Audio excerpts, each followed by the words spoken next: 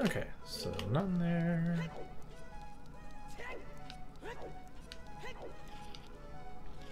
Oh, we already got that. Okay. Oh, no, he's right up here. I totally missed him.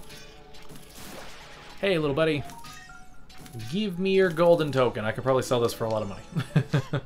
But wait, we need it so you can break the curse. What curse? Fuck you. I'm going to Chuck E. Cheese with these tokens. You know, for a class project one time, in college, mind you, my is just an interesting thing. My teacher made us go into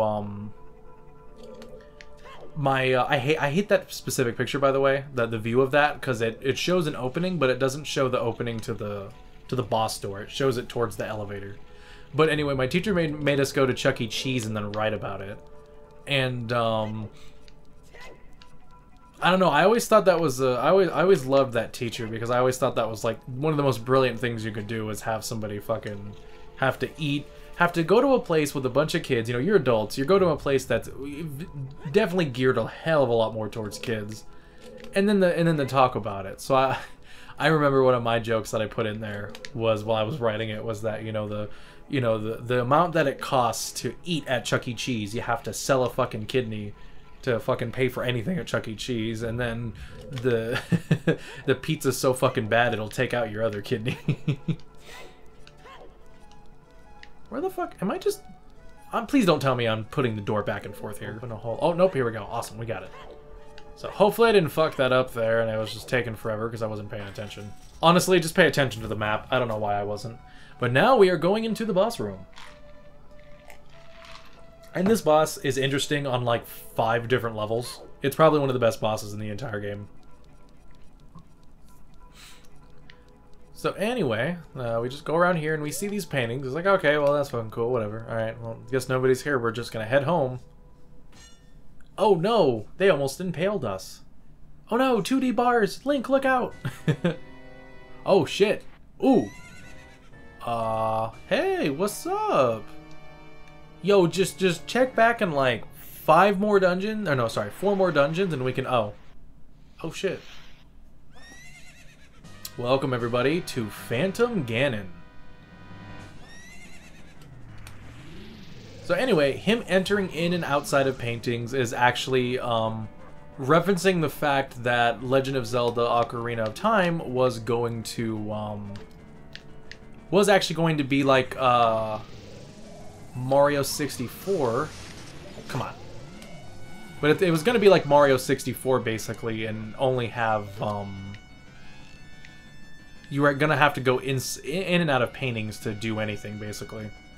Which, funny enough, leads to one of the worst fucking IGN articles ever, mind you. Which is a, there was an article that was basically like Ocarina of Time, the worst game ever. I think it was an IGN article anyway. And it was basically clickbait before clickbait was a thing. And the point of it... No, missed it. So anyway, he fires at the ground where there's lightning, where lightning comes out. Just stand on one of the points with the Triforce, and you can dodge all of the lightning attacks. I don't think I've ever been hit over here with that, with this specific guy anyway. And I keep missing him. Okay, so. But yeah, I figured I would talk to you guys about that. But yeah, the game was basically going to be like Mario 64. We were going to be stuck in one castle, and it was going to be an issue.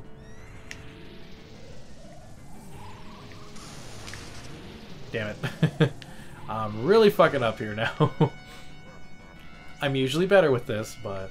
Because technically you can stand in the circle, but I don't want to get hit. Oh, here we go. No, come on. He was right fucking there and I missed it.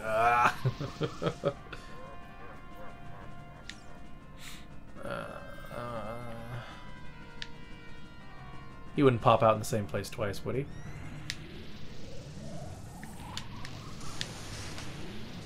Damn it. Michael, what are you doing wrong here?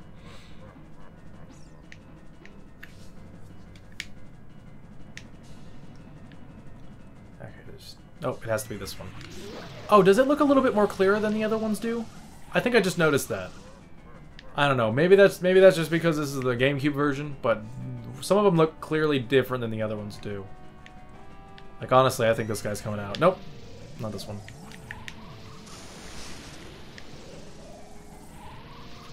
Maybe it's just me.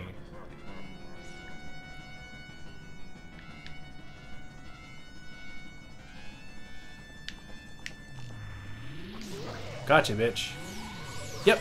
So once you get past that portion of the game, we have to... Oh, yep, Phantom Ganon. Yep, that's the 2D-looking penis-like thing. Anyway, it's an evil ghost of the Forest Temple. He comes out of the pictures. Answer his magic attacks with an attack of your own. So at this point, this basically makes him one of the best bosses in the entire game, because he basically...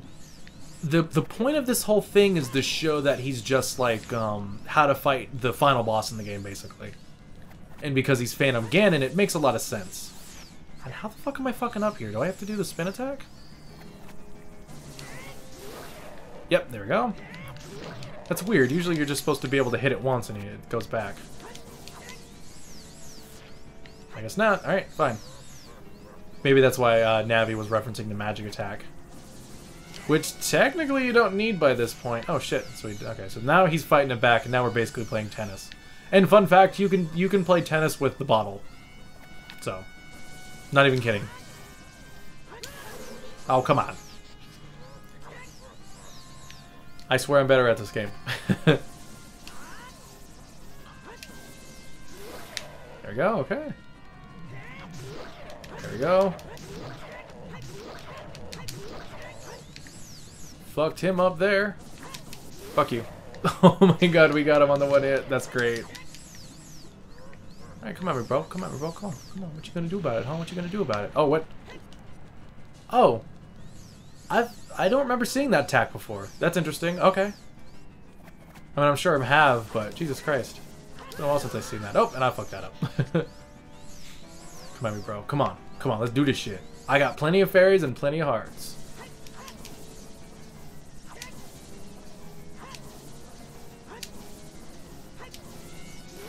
There we go, okay, so this should be it.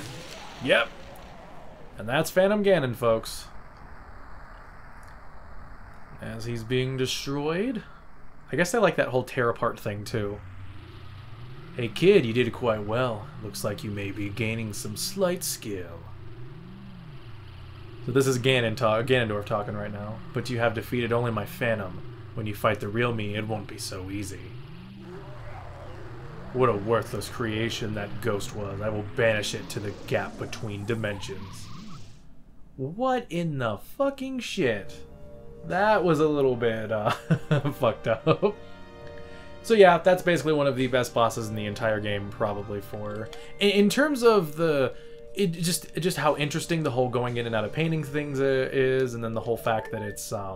it kind of teaches you about the final boss kind of stuff, because I would agree that there are other bosses in the future that are that I would think at the very least are cooler, but in my opinion, this is the best one in terms of that. But I do have one other boss that I probably would say I like more than that one, but in terms of like everything it stands for, it's probably one of the best bosses in the game. So now we are back in the Sacred Realm, and it is Saria. Thank you. Because of you, I could awaken as a sage. I am Saria, the sage of the Forest Temple. I know who you are. We've been friends forever. Technically, anyway, I don't know. I always believed that you would come because I know you. No. You don't have to explain it to me. Because it is destined that you and I can't live in the same world. Oh, shit! Yep, because we are from the past, technically we aren't allowed to, we're not allowed to be buddies. I will stay here as the Forest Sage and help you. Now please, take this medallion. Yes, the useless medallion that does nothing. And oh my god, because her eyes are, like, partly closed, she gives off the impression that she's high. I don't know, that's probably just me, but that's what it looks like.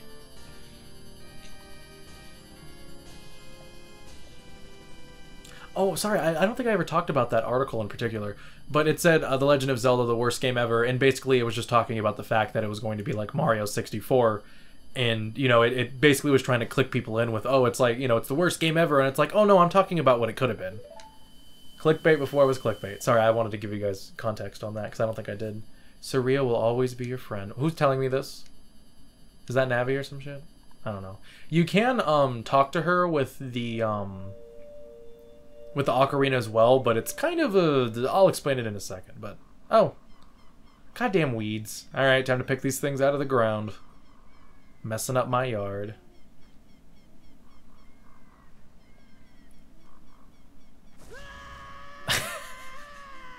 I love the screams in this game. Every time Link screams, somebody laughs.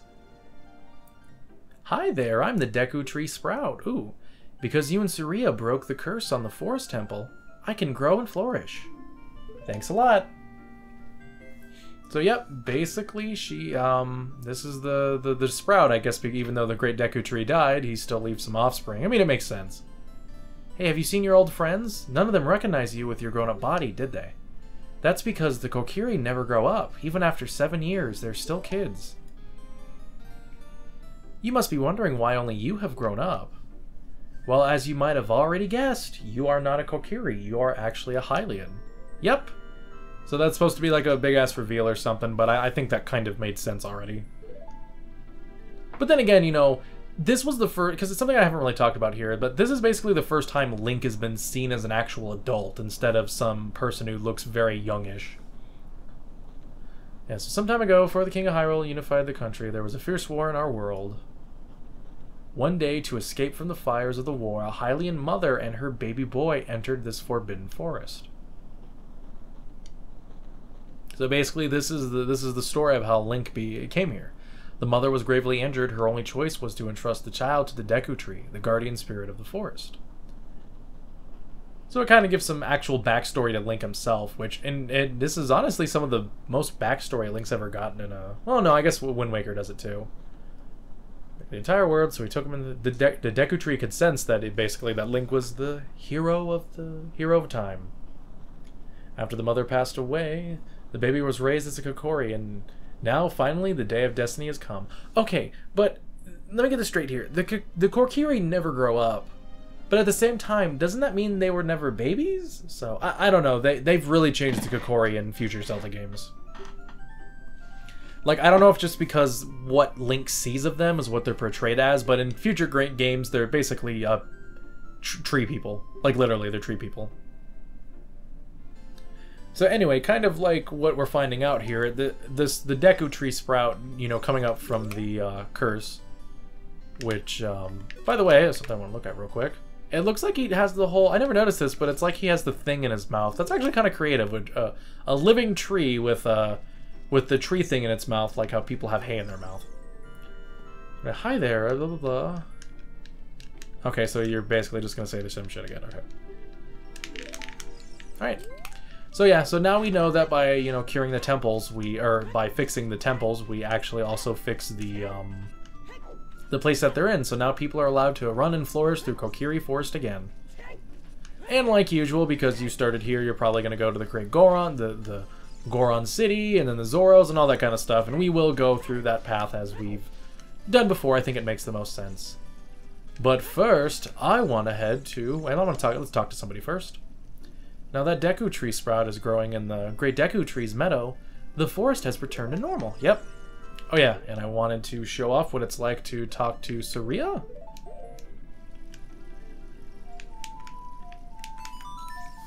So, sadly, they fuck up, if you ask me right here. Because this would have been a great point for you to still talk with Saria a lot, but what you do here is just... This is all she says after you rescue her from the temple. Mike, at first I didn't want to become the sage of the forest. But I'm glad now. Because I'm helping you to save Hyrule, Mike. Yes, I am. And that's it. That's all she says through the rest of the fucking game. And it's really... Wait, what? Did she say something else? Oh yeah, no. Same thing. She said something Hyrule, and I thought she might have been talking about the fact that we were adopted, which I love the... There's a webcomic. I don't know if it's a webcomic, but it's a comic of the Legend of Zelda series. There's a few good ones too. Jokes, but I do like the one they had here because it's like, all right, now that now I'm gonna tell you a deep dark secret. You're adopted, and like Link like starts to cry, and then that has the whole confetti coming down and shit. It's fucking great. I need to look up the name of that comic so I can tell you guys what it is because that shit's so fucking funny. There's a few other good ones too. But anyway, we are going to go back to Hyrule, or we're going to go back to the Temple of Time, because Sheikah did tell us that we needed to, Sheikah told us that we needed to go to the Temple of Time to, or we needed to go save our friends. So now that we've done that, let's go right ahead and do this.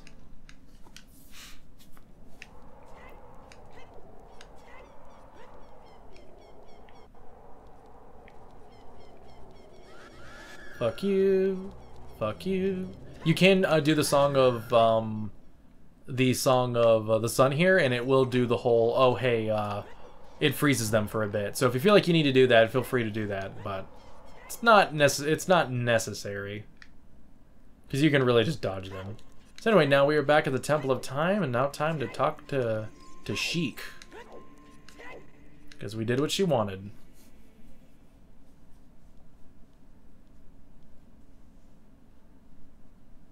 You destroyed the wicked creatures that haunted the temple and awakened the sage. But there are still other sages who need your help. In order to awaken all the other sages, you must become even more powerful. You must travel over mountains, underwater, and even through time. Oh shit. If you want to return to your original time, return the Master Sword to the pedestal of time. By doing this, you will travel back in time 7 years ago. The time will come when you will have to return her quickly. I will teach this to you for when that time comes. The song to return you to the Temple of Time. Yep, here's the Temple of Time version, the Prelude of Light.